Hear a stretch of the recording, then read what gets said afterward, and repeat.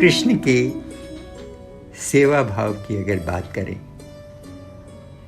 तो युधिष्ठिर के राष्ट्रीय यज्ञ में विद्वानों, गुरुजनों और महापुरुषों के चरण धोने का तथा झूठी पत्तलें उठाने की जिम्मेदारी उन्होंने ली।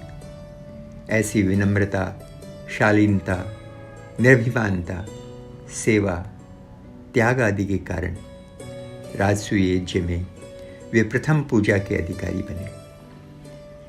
उनकी अग्र पूजा का प्रस्ताव करते हुए भीष्म पितामह ने उन्हें अपने युग का वेद वेदांगों का उत्कृष्ट ज्ञाता, अतीव बलशाली और मनुष्य लोक में अति विशिष्ट महापुरुष बताया है।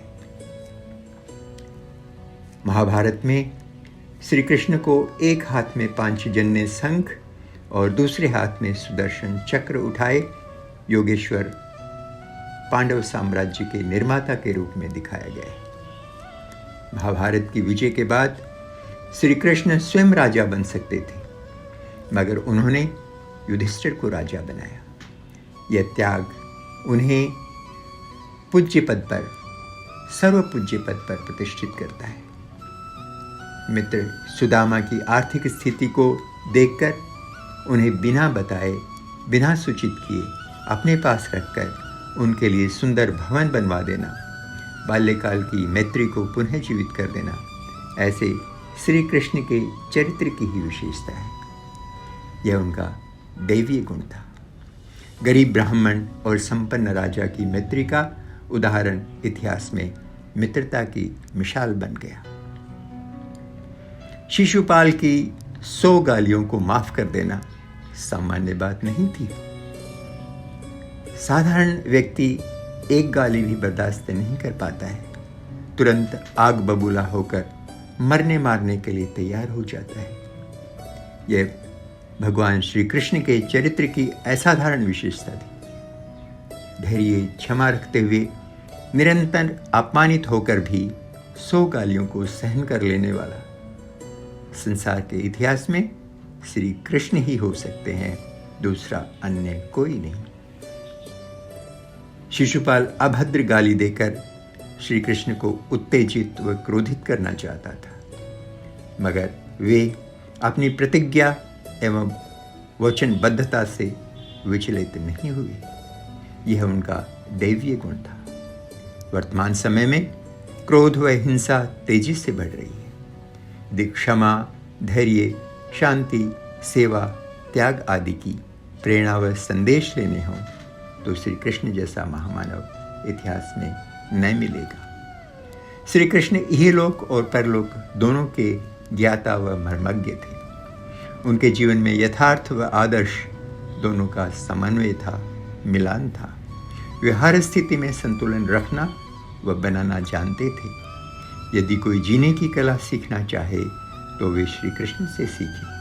कितनी मुसीबतें, उलझनें, चिंताएं, संकट, संघर्ष, विवाद आदि जीवन में आए, मगर वह मुस्कुराते हुए सब झेलते रहे।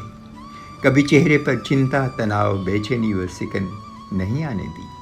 आज भी जो उनके चित्र मिलते हैं उनमें वे हंसते, मुस्कुराते हुए दिखाई देते हैं। हम थोड़े से दुख, अभाव, पीड़ा में घबरा जाते हैं।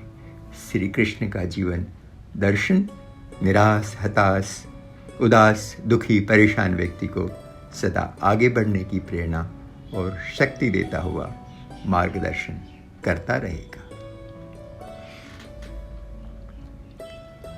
श्री कृष्ण ईश्वर भक्त थे। वे स्वयं ईश्वर की वंदना करते थे और गीता में अर्जुन को ईश्वर की सर्वव्यापकता और उनकी शरण में जाने की सलाह देते हैं। उन्होंने गीता में कहा है, ईश्वर सर्वभूतानां हृदय से अर्जुन तिष्ठति। हे अर्जुन, ईश्वर सभी प्राणियों के हृदय में सदा विद्यमान रहते हैं। और आगे कहते हैं, तमेव शरणं गच्छ सर्वभावेन भारत। हे अर्जुन, सर्वत्र विद्यमान विराट प्रभु की शरण में जाओ, वही तुम्हारा सच्चा माता पिता है, पालक और रक्षक है। महाभारत व गीता के उदाहरणों से स्वतः सिद्ध हो जाता है कि श्री कृष्ण ईश्वर भक्त थे। उनकी दिनचर्या धर्मानुसार थी। वे महान आस्तिक व कर्मयोगी थे। प्रतिदिन संध्या वंदन करते थे। जब दूत बनकर हस्तिनापुर जा रहे थे तो महाभारत में वर्णन आता है कि मार्ग में प्रातः सायंकाल रथ रोककर संध्या वंदन किया करते थे। इस संक्षिप्त चर्चा में भगवान श्री कृष्ण का स्वरूप ऐसा नहीं है जैसा आज सर्वत्र दिखाया, पढ़ाया, सुनाया जाता है या जिसकी चर्चा होती है। झांकियों, रासलीलाओं में दिखाए स्वरूप से कृष्ण का जीवन और चरित्र अत्यंत उज्जवल व भव्य है। आज जिस दौर से देश, धर्म, जाति, संस्कृति, इतिहास और मानवता गुजर रही है उसमें मुरली वाले श्री कृष्ण की उपयोगिता नहीं है। इस समय संसार में सुदर्शन चक्रधारी राष्ट्र निर्माता, मार्गदर्शक, योगीराज श्री कृष्ण की जरूरत है। यह प्रेरक जन्माष्टमी पर्व हमें भगवान श्री कृष्ण के वास्तविक जीवन चरित्र को पढ़ने, जानने, समझने और उनके जीवन से शिक्षा, उपदेश, संदेश आदि लेने की प्रेरणा देती है। यदि हम जन्माष्टमी पर्व से अपने जीवन जगत के लिए कुछ उपयोगी, महत्वपूर्ण, सार्थक दृष्टि और बातें ले सकें तभी इन पर्वों के मनाने की सार्थकता, उपयोगिता और व्यवहारिकता है। आओ जन्माष्टमी के पावन पर्व पर हम युग पुरुष भगवान श्री कृष्ण के सत्य स्वरूप को जानें, मानें और औरों को बताएं। हम उनके जीवन चरित्र की शिक्षाओं, विचारों व आदर्शों से अपने जीवन जगत को सफल तथा सुंदर बनाएं। यही जन्माष्टमी का अमर संदेश है।